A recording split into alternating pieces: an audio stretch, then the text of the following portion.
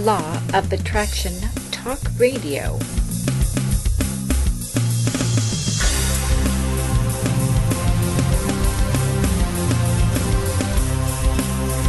Get ready to be the best you can be. Stay tuned for the Law of Attraction Talk Radio with Jules.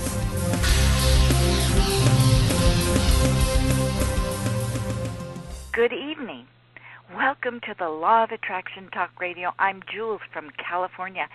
I'm sure many of you know about Lynne McTaggart. She's an award-winning journalist and author of the best-selling The Field and The Intention Experiment, which has been translated in 20 languages around the world.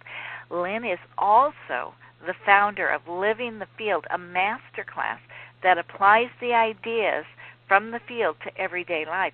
She regularly holds international conferences and workshops on the science of spirituality and ways to incorporate the field and intention into your life. As a result of her field work, she has created a global laboratory to test the power of group intention, which I'm a part of. Welcome, Lynne. Thank you so much for coming on to Law of Attraction Talk Radio. It's really exciting to be on with you. Well, thank you. Let's get down to some basic information. I know many of my listeners know all about you. But how did you come up with the idea of the intention experiment to begin with? Well, it was quite an amazing thing. I was very interested in some of the implications of the research I had gathered for the field, which is that consciousness is an actual energy with the capacity to change physical matter. And in the process of doing that, I wanted to look at what intention is and how powerful it is and what you can do with it in real life. And I was also particularly fascinated by the whole idea of group intention. What happens when multiple minds are trained on a target?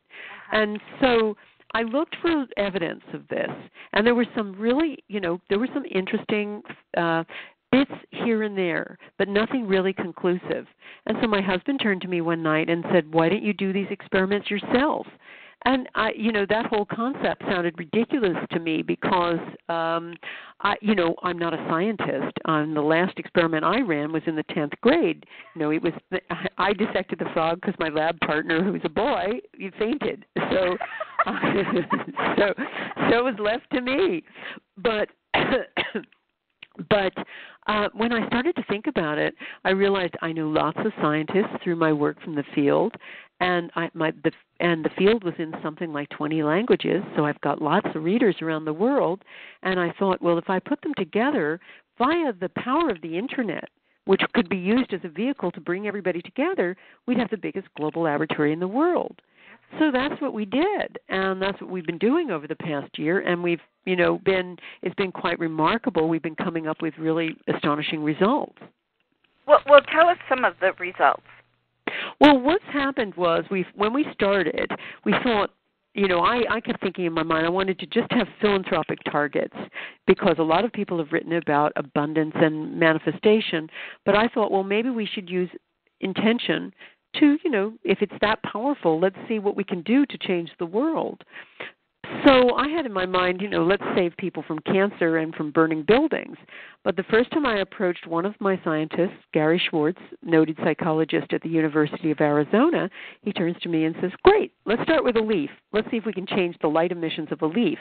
Now, I was pretty deflated because, as I say, I had in mind, we're going to rescue people from burning buildings here. Yeah, right off the bat. Yeah, right. Yeah, but a leaf isn't exactly going to, set the global consciousness on fire. But the more I started thinking about it, the more I realized this is really a good idea because we're doing something that has never been tried before, and we don't know how well it's going to work. And so we have to just see if we can have any effect, even a subtle effect.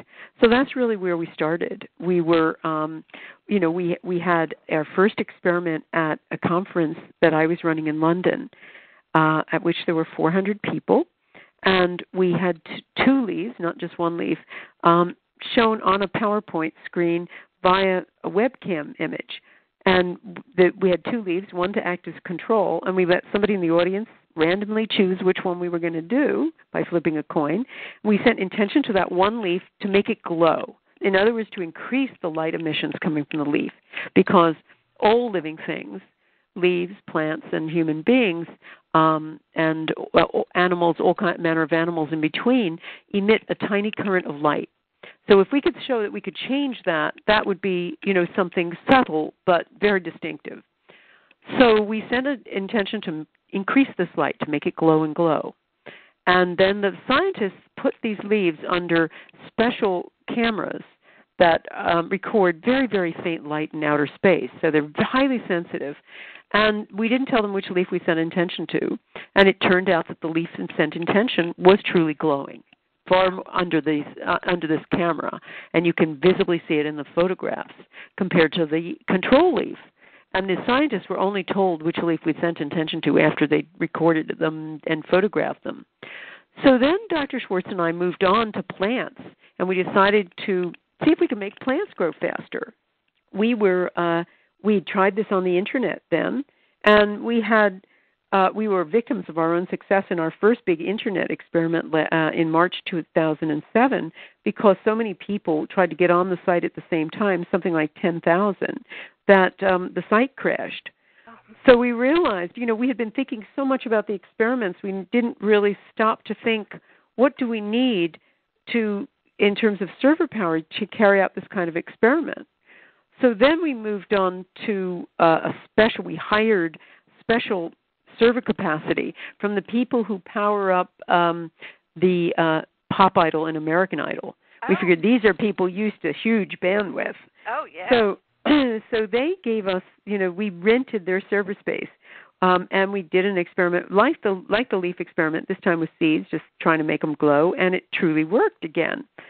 So, and we had 7,000 people or more, from all over the world participating. So then we moved on to plants, and we decided to see if we could make plants grow faster. And this time, Dr. Schwartz and his team prepared 4 sets of seeds. And again, they didn't know which ones we were going to send intention to. And I have made an intention experiment of lots of my talks that I do around the world. So one of them was in Sydney, Australia. And I thought, this is a perfect place for the first one because it's thousands of miles away from the target. And those seeds are sitting there in Tucson, Arizona. So I asked one member of the audience to choose one of the 4 sets of seeds. Everybody sent intention for those seeds to grow faster and to sprout earlier than the others. The scientists didn't know which ones we sent intention to, planted all 4 sets of seeds, and then measured them after 5 days. And lo and behold, after they did their calculations, the seeds sent intention grew significantly higher than the others. So the scientists also ran a control of the controls where they would plant 4 sets of seeds that would have no intention on them and compare those with the batches that were sent intention. And that was interesting, too, because any group sent intention, where there was one sent intention of the 4 sets, always grew higher. The whole group grew higher than the ones without any intention. So we ran this same experiment 6 times over the Internet with thousands of people around the globe.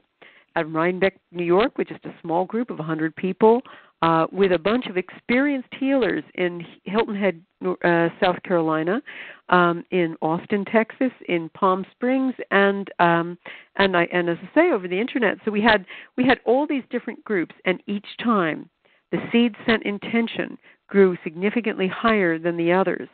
In fact, the most interesting result of all came from those experienced healing touch practitioners in Hilton Head, because in that case, the seeds grew twice as high as the controls.